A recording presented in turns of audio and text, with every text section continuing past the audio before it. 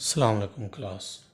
This is Altaf Ahmed Kolachi and I welcome to all of you in Names Virtual Academy.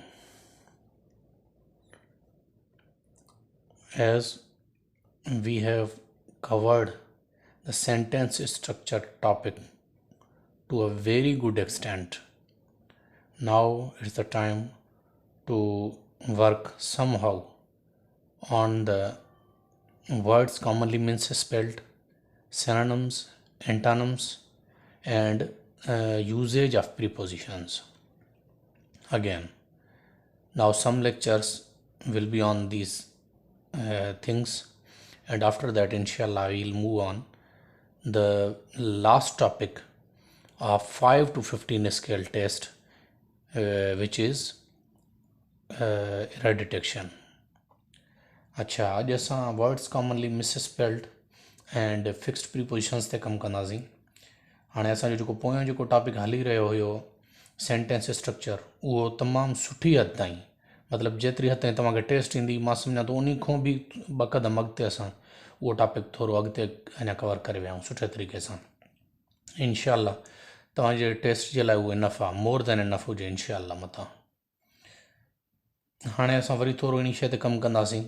मां छो त ज़रूरत अञा सम्झां थो थोरो इन शइ खे अञा वधीक तव्हांजो स्ट्रॉन्ग कजे, ऐं उन खां पोइ आख़िर असांजो 5 to 15 स्केल जो आख़िरी टॉपिक हूंदो एरर डिटेक्शन, उन ते कमु कंदासीं।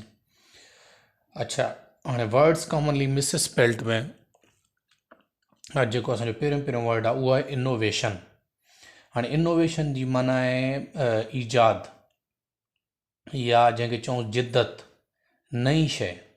हाणे इनोवेशन वर्ड सां छेड़छाड़ थी सघे थी पई, हे डबल एन ईंदो आहे त सिंगल एन ॾेई सघनि था, ठीकु आहे न, VOU बि ॾींदा आहिनि, ठीकु आहे, TION खे SION बि लिखंदा अथव, ठीकु आहे। इन शइ जो तव्हांखे ख़्यालु रखिणो आहे। इनोवेशन जी स्पेल INNOVATION, इनोवेशन माने जिद्दत या ईजाद। अच्छा, ॿियो असांजो वर्ड आहे सब्सटीट्यूशन, ठीकु आहे न। हाणे इनखे सब्सटीट्यूशन बि पढ़ंदा अथव, सब्सटीट्यूशन बि पढ़ंदा अथव, ठीकु आहे। हाणे सब्सटीट्यूशन जो मतिलबु जेको आहे उहो छा आहे? सब्सटीट्यूशन जो मतिलबु आहे एवज़ या बदिलो, यानी हिकु शइ जी जॻह ते ॿी शइ ॾियणु, या हिकु शइ जी जॻह ते का ॿी क़ाबिल जेको आहे बदल चीज़ ॾियणु, ठीकु आहे। इन जी स्पेल वॾी इंपॉर्टेंट आहे, या क़ाबिल छेड़छाड़ आहे, इन जे करे यादि करे छॾो। SUBS subs, TITUTION TUTION, substitution पढ़ी सघोसि था। अच्छा, नंबर 3 वर्ड आहे इंडेप्टेड। हाणे इंडेप्टेड जी माना आहे मक़रूज़, शुक्रगुज़ार या एहसानमंद। असां जीअं कंहिंखे चवंदा आहियूं न, यार मां तुंहिंजो हाणे मक़रूज़ थी वियो आहियां। अच्छा, हिकु मक़रूज़ त हूंदो आहे पैसे वारो मक़रूज़, कंहिंखो असां पैसा उधारा वरितासीं, असां उन जा मक़रूज़ हूं। ॿियो हूंदो आहे त माना उन को असां ते अहिड़ो अहसान करे छॾियो जो असां उन जा मक़रूज़ थी वियासीं, इख़लाक़ी तौर ते मक़रूज़ थियणु, ठीकु आहे। उन खे चइबो आहे इंडेप्टेड, INDEBTED, इंडेप्टेड, ठीकु आहे। हे बि इंपॉर्टेंट आहे, स्पेल यादि करे छॾो। नंबर 4 आहे पार्टिसिपल। हाणे प्रेजेंट पार्टिसिपल, पास्ट पार्टिसिपल इहो तव्हां पढ़ियो हूंदो, ठीकु आहे न। एडजेक्टिव कली इहो इस्तेमालु थींदो आहे, PAR पार्टी, TICIPLE, PAL बि तव्हांखे ॾेई सघनि था, PEL बि तव्हांखे ॾेई सघनि था, PLE बि तव्हांखे ॾेई सघनि था, PISI बि तव्हांखे ॾेई सघनि था, TESI बि तव्हांखे ॾेई सघनि था। इन सां घणी छेड़छाड़ थी सघे, इहो यादि करे छॾो। नंबर 5 असां वटि वर्ड आहे मिससेलेनियस। हाणे मिससेलेनियस जी माना आहे मुतफ़रिका, गॾियल, का शइ मिक्सचर हुजे कंहिं शइ जो, ठीकु आहे न। मिससेलेनियस जी इंपॉर्टेंट आहे तमामु, इंतिहाई स्पेलिंग्स जेका आहे MIS, मिससेलेनियस, CELLANEOUS। हाणे हिन में जेके आहिनि, जंहिंखे चऊंसि वीक एरियाज़ काफ़ी आहिनि जिते छेड़छाड़ थी सघे थी। SC खे वो डायरेक्ट S ॾेई सघनि था, या सिर्फ़ु C ॾेई सघनि था, LL खे सिंगल L करे सघनि था।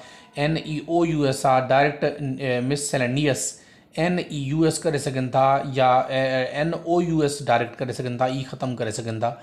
घणी छेड़छाड़ सां थी सघे, इहो वर्ड यादि करे छॾो। नंबर 6 वर्ड आहे असां वटि सिंथेसिस। हाणे सिंथेसिस जी माना दरअसल हूंदी आहे स्ट्रक्चर, बनावट जंहिंखे चऊंसि असां, ठीकु आहे न। अच्छा, हाणे ग्रामर सां इहो वर्ड वास्तो रखंदो आहे SYNTHESIS, THESIS सिंथेसिस। ठीकु आहे, इहो इंपॉर्टेंट आहे, यादि करे छॾो। अच्छा, उन खां अॻियों वर्ड आहे वोकेबलरी।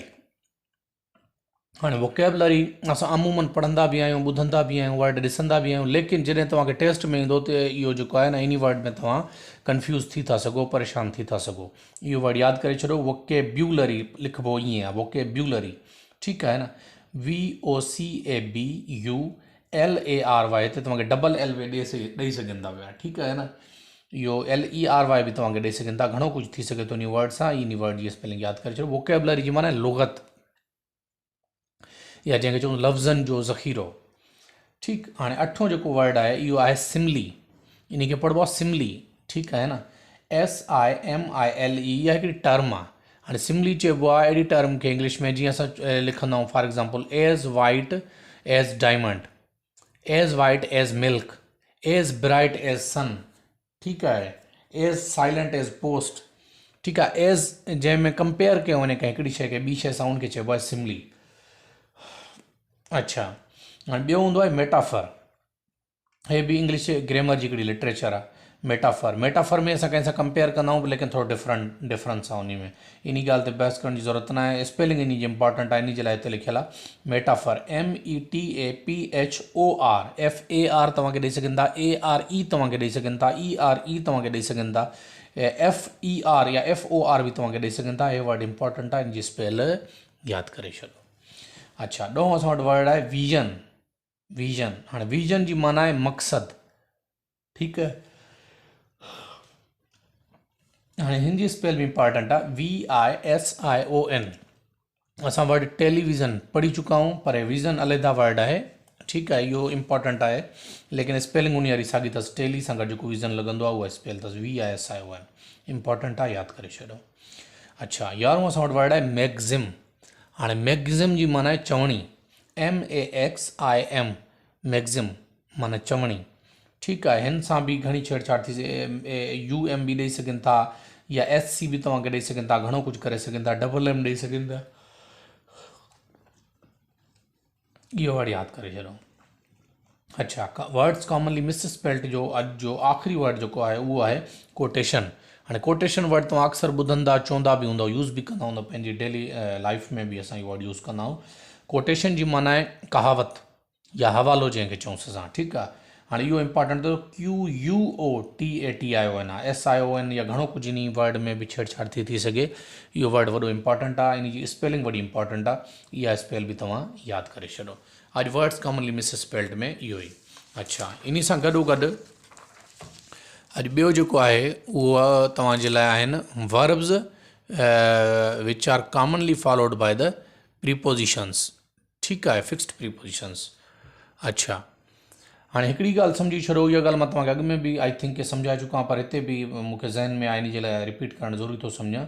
हाणे ॾिसो, कुझु वर्ड अहिड़ा आहिनि जेके at the same time verbs बि आहिनि, एज़ नाउन बि हूंदा आहिनि। हाणे उहो तव्हां सेंटेंस में डिसाइड कंदो त एज़ वर्ब यूज़ थियल आहिनि या एज़ नाउन यूज़ थियल आहिनि। जेकॾहिं हे वर्ड एज़ वर्ब यूज़ थियल हुजनि सेंटेंस में, त पोइ उन्हनि सां जेके प्रीपोजिशन लॻंदा हे लॻंदा, लेकिन सेंटेंस में जेकॾहिं एज़ नाउन या को ॿियो यूज़ थियल आहिनि, पोइ इन्हनि सां हे प्रीपोजिशन बाउंड न आहिनि त इहे फॉलो थियनि। जॾहिं वर्ब जे तौर ते इहे इस्तेमालु थींदा सेंटेंस में, पोइ इन्हनि प्रीपोजिशन जी तरफ़ां फॉलो कया वेंदा। घणा स्टूडेंट इन ॻाल्हि ते परेशान थींदा आहिनि, मूं सां हिकु ॿ दफ़ा ॻाल्हाए बि चुका आहिनि, त सर तव्हां पढ़ायो ट्रेम्बिल सां फॉर एग्ज़ाम्पल, जेकॾहिं विथ फिक्स्ड आहे त हिते त ॿियो थो लॻे। अड़े बाबा, ट्रेम्बिल हे मां मथो छाजे लाइ लिखियो आहे, वर्ब्स। जेकॾहिं ट्रेम्बिल एज़ वर्ब यूज़ थिए थो त उते उन सां प्रीपोजिशन विथ लॻंदो। जेकॾहिं फॉर एग्ज़ाम्पल ट्रेम्बिल कंहिं ॿी जॻह ते एज़ एडजेक्टिव यूज़ थिए थो, मिसाल ॾियां थो, त हुते जेको आहे हाणे जीअं टाक आहे, ऐं टाक वर्ब बि आहे, टाक नाउन बि आहे। ठीकु आहे, टाक माना जिते ॻाल्हाइणु हूंदो, वर्ब जे तौर ते इस्तेमालु हूंदो, त थींदो टाक टू। जिथे टाक सिर्फ़ु ॻाल्हि आहे, for example it was a famous talk of the town, इहो एज़ प्रावर्ब बि यूज़ कयो वेंदो। हाणे टाक ऑफ द टाउन थी वेंदो पियो, त टू द टाउन न थींदो। हाणे हुते जेके नाउन जे तौर ते इस्तेमालु थींदो त ऑफ लॻेसि थो, वर्ब जे तौर ते इस्तेमालु थिए थो त टू लॻे थो।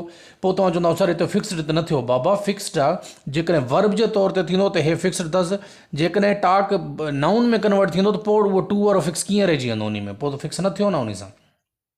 पर वर्ब जी हैसियत में इहो इन सां फिक्स आहे। ठीकु आहे, इहा ॻाल्हि सम्झो। हाणे अॼु असां वटि पहिरियों वर्ड आहे ट्रेम्बल।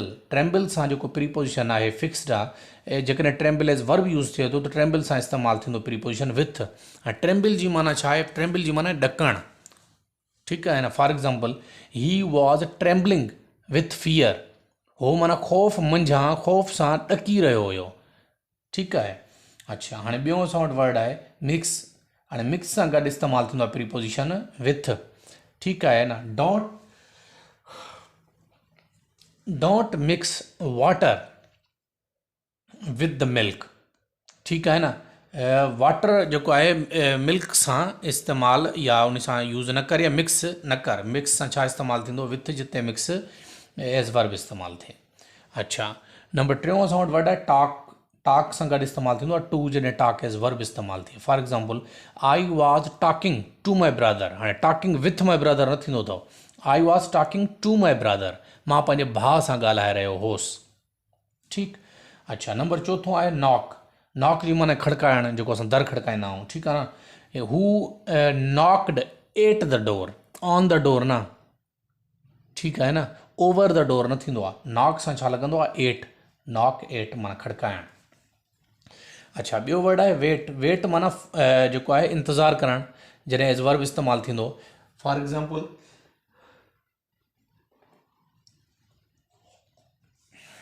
माफ़ कजो, वेट सां एज़ वर्ब इस्तेमालु थींदो आहे, वेट सां प्रीपोजिशन इस्तेमालु थींदो आहे for. I was waiting for my good time, I was waiting for my guests, I was waiting for my friends. Wait सां गॾु इस्तेमालु थींदो आहे फॉर, माना इंतज़ारु करणु। अच्छा, नंबर 6 आहे लुक। लुक सां गॾु लॻंदो आहे एट। अच्छा, हाणे लुक ॿिनि क़िस्मनि जो थो, हे मां ॿई लुक लिखी आयो आहियां, ठीकु आहे न। हाणे हिते ॾिसो, हिते तव्हां सम्झी सघो था, जेकॾहिं मां तव्हांखे हिते लुक एट पढ़ायां हा त तव्हां चओ सर एट लॻे थो, अॻी जॻह ते आफ्टर लॻे थो, फिक्स त न थियो बाबा। फिक्स आहे, उहो कॉन्सेप्ट तव्हां सम्झंदो तव्हांखे क्लियर थी वेंदो। लुक सां गॾु एट करे लॻंदो जॾहिं असां लुक खे ॾिसण जे लाइ इस्तेमालु करूं। फॉर एग्ज़ाम्पल, जीअं चवंदा आहियूं look at the board, look at the bagger, look at your friend, look at him, look at her, ठीकु आहे। कंहिं ॾे ॾिसण जी जॾहिं ॻाल्हि करूं त बोर्ड ॾे ॾिसो, हुन ॾे ॾिसो, मूं ॾे ॾिसो, उते लुक सां गॾु छा लॻंदो? एट लॻंदो, ठीकु आहे। हाणे हिते लुक आफ्टर बि तव्हांखे हिन सां गॾु सम्झ में वञा, पोइ हे वर्ड ते अचूं था, जीअं तव्हांखे क्लियर थी वञो। लुक सां जॾहिं ॾिसण जो मतिलबु हूंदो त लुक सां लॻंदो एट। अच्छा, ॿियो लुक सां गॾु आफ्टर उन वक़्तु लॻंदो जंहिं मां कंहिंजी परवरिश करण जी ॻाल्हि हुजे, कंहिंजे ख़्यालु रखण जी ॻाल्हि हुजे, कंहिंजी एहतियात करण जी ॻाल्हि हुजे। For example, a mother looks after her child. हिकु माउ पंहिंजे ॿार जो परवरिश करे थी, उनजो ख़्यालु करे थी, उनजो एहतियात करे थी, उनजे खाधे पीते जो, उथण वेहण जो, हर शइ जो ख़्यालु करे थी, उते थींदो लुक आफ्टर। हाणे हुते ॿार खे ख़ाली ॾिसे कोन थी उहा माउ, उनजो ख़्यालु करे थी, उनखे वॾो करे थी, पाले थी, उन सॼे खे लुक आफ्टर चइबो आहे। लुक एट उन जॻह ते इस्तेमालु थींदो जिते सिर्फ़ु ॾिसण जी ॻाल्हि हुजे बसि। अच्छा, हाणे ॿियो नंबर असां वटि वर्ड आहे वार्न। वार्न जी माना आहे कंहिंखे मुतनबे करणु, ठीकु आहे न, कंहिंखे सम्झाइणु, ठीकु आहे न। वार्न माना कंहिंखे धमकी ॾियण बि हूंदो आहे, ठीकु आहे। वार्न सां गॾु जॾहिं वार्न एज़ वर्ब इस्तेमालु थींदो त इन सां थींदो आहे of. For example, I warned हिम ऑफ सच डेंजर्स, मां हुनखे अहिड़नि ख़तरनि जे बारे में आगाह कयो। वार्न माना आगाह करण बि आहे, मां उन्हनि खे अहिड़नि ख़तरनि जे बारे में आगाह कयो। वार्न सां गॾु ऑफ लॻंदो आहे प्रीपोजिशन। अच्छा, उन सां हे पढ़ी आऊं। हाणे नओं वर्ड आहे त रेफर। हाणे रेफर जी माना आहे हवालो ॾियणु, ठीकु आहे। Refer to the context, refer to the context. Refer माना आहे कॉन्टेक्स्ट जो हवालो ॾियणु, ठीकु आहे। रेफर सां गॾु प्रीपोजिशन फिक्स आहे कहिड़ो? टू। अच्छा, ॿियो असां वटि वर्ड आहे लीड। लीड जी माना आहे काॾे अॻिते उन शइ सां वञणु, या उहा शइ जेका इंटेल टू थिए थी, या रिज़ल्ट उनजो जेको रिज़ल्ट निकिरे थो उन शइ ॾे। फॉर एग्ज़ाम्पल, जीअं चवंदो this road leads to Karachi, ही रोड कराची वञे थो। हालांकि रोड काॾे कोन थो वञे, माण्हू वेंदा आहिनि उन रोड ते, ही रोड उते ई पियो हूंदो आहे। पोइ उते इस्तेमालु लीड सां गॾु छा थींदो आहे? टू। या ॿियो ईअं ई तरीक़े सां इस्तेमालु थींदो आहे कि पॉवर्टी लीड्स हिम टू थेफ्ट, माना जेका गुरबत आहे उन खे चोरी ॾांहुं जेको आहे न पहुचाए छॾियो। गुरबत मोहताजी उन खे चोरी करण ते मजबूर करे छॾियो, ठीकु आहे। लीड सां गॾु जेको प्रीपोजिशन लॻंदो आहे टू लॻंदो आहे। अच्छा, ॿियो असां वटि 11हों वर्ड आहे रिमाइंड। हाणे रिमाइंड माना कंहिंखे का शइ यादि कराइणु। For example, I remind my brother of हिज प्रॉमिस, रिमाइंड माना कंहिंखे यादि करणु, मां पंहिंजे भाउ खे उन जो कयल वाइदो यादि रवायो। रिमाइंड सां गॾु जेको प्रीपोजिशन लॻंदो आहे ऑफ। ठीकु। अच्छा, अॼु जो असांजो वर्ब्स फॉलोड बाय प्रीपोजिशन में आख़िरी जेको वर्ब आहे उहो जेको आहे उहो आहे इंटरफेयर। इंटरफेयर जी माना मुदाख़लत करणु, कंहिं ॿिए जे कम जे विच में टंग हणाइणु। ठीकु आहे न। इंटरफेयर सां जेको प्रीपोजिशन लॻंदो आहे विथ। हाणे इहो कीअं, don't interfere with me, don't interfere with the elders. ठीकु आहे न। वॾनि जे कम में मुदाख़लत न कर, या मुंहिंजी ॻाल्हि में मुदाख़लत न कर। ठीकु आहे। इंटरफेयर सां जेको इस्तेमालु थींदो उहो छा इस्तेमालु थींदो, इंटरफेयर सां विथ इस्तेमालु थींदो आहे। अॼु जो लेक्चर इहो ई, इनशाला इन खां अॻिते जेको आहे सुबुह हलंदासीं। होपफुली तव्हांखे लेक्चर समझ अची वेंदो। वॾी महिरबानी।